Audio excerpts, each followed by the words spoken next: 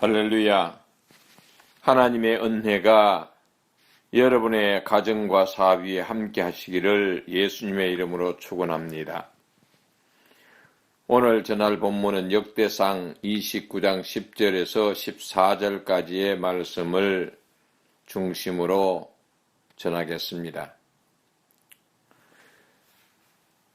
말씀의 제목은 건강한 하나님의 전 세 번째입니다. 오늘 말씀을 드리고자 하는 내용은 재정과 관련된 문제입니다. 교회의 재정은 성도의 수와 비례합니다. 목사님들 사이에서도 교회의 예결산이 비교될 때에는 자연히 예산이 많은 교회의 목사님 앞에서는 예산이 적은 목사님이 주눅이 들게 됩니다. 가진 자와 가지지 못한 자의 비교라고나 할까요? 대형 교회와 소형 교회의 비교라고나 할까요? 교회의 예결사는 교회의 사이주와 맞먹기 때문에 대개의 경우 성도 100명 이하의 교회는 항상 재정이 모자라 늘 마음 졸이는가 하면 500명 이상 교회는 재정이 모자람이 없이 담임 목사가 서야 할 곳은 나름대로 다 서고 있는 것이 오늘의 현실입니다.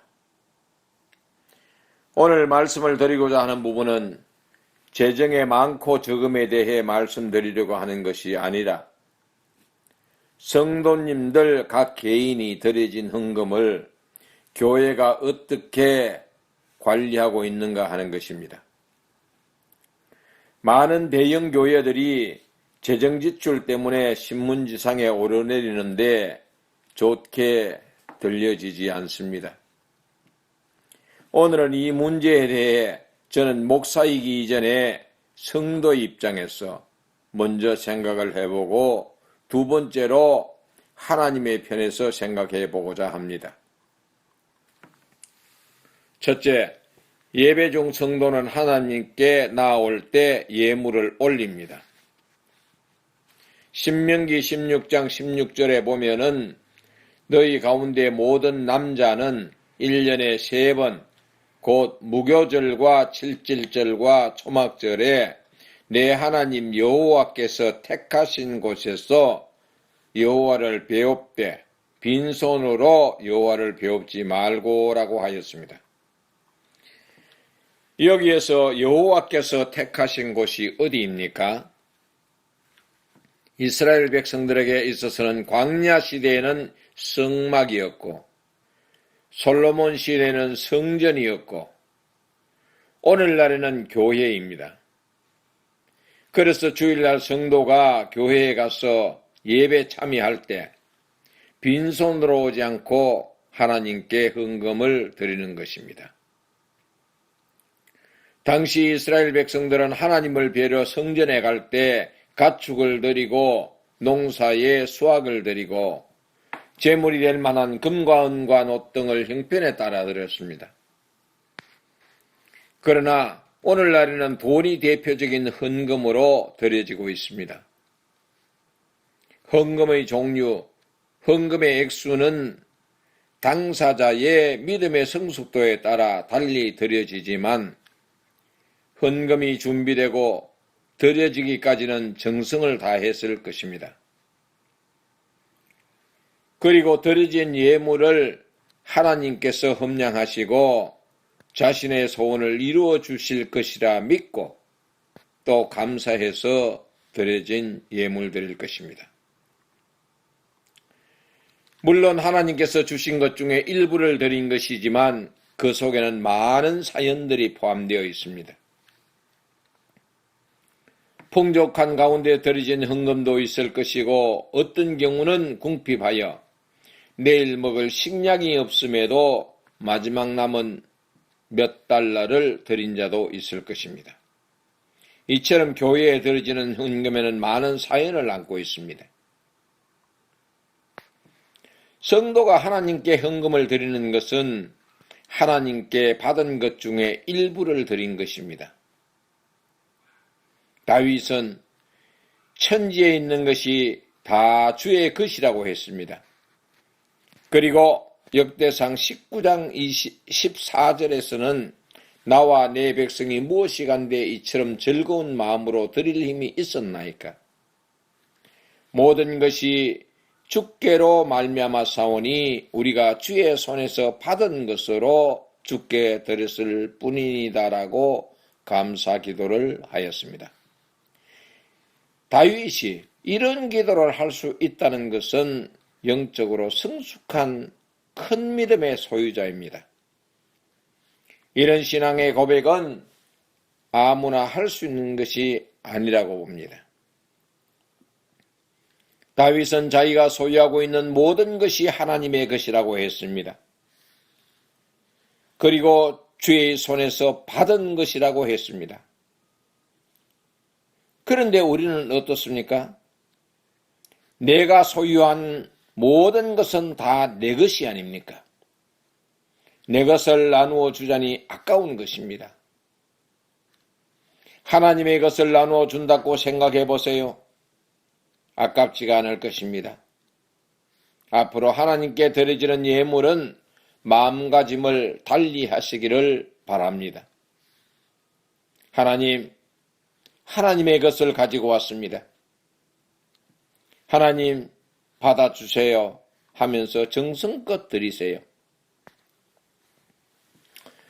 어떻든 교회의 재정은 성도님들 각 사람의 정성이 담긴 예물이면 틀림이 없습니다. 하나님께서 그들의 정성을 받으셨을 것입니다. 그리고 드려진 헌금은 다시 하나님의 것입니다. 드려지지 않았을 때도 하나님의 것이었고 드려진 이후의 헌금도 하나님의 것입니다. 그런데 뭐가 달라졌습니까? 드려진 헌금에는 성도의 정성과 감사가 담겨져 있습니다. 소원이 담겨져 있습니다. 그렇기 때문에 헌금은 하나님께서 보시기에 합당한 지출이 있어야 합니다. 잘못 사용하게 되면 하나님의 것을 잘못 사용한 명목으로 진노가 따를 것입니다. 한 예로 회사의 재정을 사적으로 사용하면 공금 유용한 죄가 성립됩니다. 그리고 불법적으로 사용한 방법은 공금을 가져갔다라면 공금 횡령죄가 성립이 되는 것입니다. 마찬가지로 자신의 안락을 위해 하나님의 것을 유용하거나 남용하거나 횡령하거나 당진한다면 어떤 죄가 성립이 되겠습니까? 교회의 재정 담당자는 목사님의 사례금일지라도 과도하게 지출되었다면 수정하시기를 바랍니다. 당회에서 토의를 한 후 공동의회에 가부를 물은 후 결정해야 할 것입니다. 그리고 교회의 재정 문제는 먼저 하나님과 깊은 묵상의 시간을 거친 후 계획을 세우는 것이 바람직할 것입니다. 두 번째, 교회의 재정은 하나님의 것입니다. 교회의 재정은 성도님들이 하나님께 드린 정성된 헌물이라고 했습니다. 이 헌물은 하나님께서 보시기에 합당하게 사용되어져야 합니다. 그리고 하나님의 나라를 확장하는 일에 적합하게 사용되어져야 합니다. 교회의 재정 지출에 있어서 교회가 지향하는 목적에 따라 재정이 우선 집행될 것입니다. 담임 목사의 목회 철학에 따라 재정 지출이 다르기 때문에 어떤 것이 옳다는 정답을 내릴 수는 없습니다. 그래서 몇 교회의 재정을 들여다보면 목사님의 관심과 목회 방향을 가늠할 수 있습니다. 오늘 말씀 드리고자 하는 것은 재정의 청결성에 대해 말하고자 하는 것입니다. 저도 소형교회를 섬긴 적이 있습니다. 물론 개척을 했기 때문에 목사의 영향력은 많은 곳에 미칩니다. 교회 성장을 목표로 하는 재정 지출이라 우선 배정을 하고 나면 목사님의 최저 생활비도 모자랄 때가 있었습니다. 목사의 생활에 어려움이 있으면 하나님께서 먼저 하시고 성도들의 손길을 통해 생활을 하게 하셨습니다. 이러한 많은 교회가 지금도 도처에 있는 줄로 압니다. 그들의 교회가 하루빨리 독립할 수 있기를 하나님께 기도합시다. 그러나 대형 교회는 그렇지 않습니다. 담임 목사의 사례비와 임대료 혹은 건축 예비비가 너무 많다는 것입니다. 대형 교회 목사님의 사례비가 한 달에 수천만 원이 지불되고 있다는 것은 공공연한 사실입니다. 저도 목사이지만 무엇 때문에 목사 사례비가 그렇게 많아야 하는지 이해가 되지 않습니다. 목사님의 생활비가 수천만 원이라면 그 교회 목사님은 음식으로 무엇을 드시기에 그렇게 많을까 의구심이 갑니다. 그렇지 않아도 교회가 목사님에게 지불되는 재정 항목은 많습니다. 담임 목사 주택 임대료, 유틸리티 포함, 도서비, 전화비, 차량 관리비, 거마비 등이 있습니다. 그리고 사례비를 별도로 지불하고 있습니다. 물론 교회가 목사님의 생계 문제는 책임을 져야 하는 입장이지만 사례비 합계가 수천만 원에 이른다면 자제해야 합니다. 목사가 돈 맛을 알게 되면 타락하게 됩니다. 3살 버릇 8까지 간다는 한국 속담이 있습니다. 목사가 돈 맛을 알기 전에 교회를 이끌어가는 당회는 정신 차려야 할 것입니다. 목사가 돈 맛을 알기 시작하면 목회의 관심보다 돈에 관심을 가지게 되고 돈에 관심을 가진 목사는 성도들 중에 돈 많은 사람을 찾아다니게 됩니다. 돈은 아평과도 같은 것이기에 한 번 맛들리게 되면 뗄 수가 없습니다. 어제도 분당에 있는 대형교회 모 목사가 헌금횡령 29원을 하여 성도님들로부터 고소를 당하여 조사를 받는 중이라고 보도되었습니다. 슬픈 일이 아닐 수 없습니다. 담임 목사라고 할지라도 헌금은 아무렇게나 쓸 수 없는 것입니다. 헌금은 하나님의 것이라는 사실을 명심하시기를 바랍니다. 제 사견입니다만 목사님의 사례비는 성도님들의 삶에 중간 정도의 생활을 할 수 있다면 적합하지 않을까 생각해 봅니다. 목사님의 사례비가 교인의 20% 내지 30%의 상위층에 해당이 되면 교인들이 시험을 듭니다. 가난한 한 영혼을 천하도 귀하게 여기는 훌륭한 목사님이 될 수 있도록 당회원들이 다시 한번 하나님께 기도하시기를 부탁드립니다. 목사가 성도의 영적 관심보다 돈에 관심이 있는 한 교회는 자신의 교회라고 할 것입니다. 그리고 목사가 생명을 다하는 그날까지 담임 목사로 남고자 할 것입니다.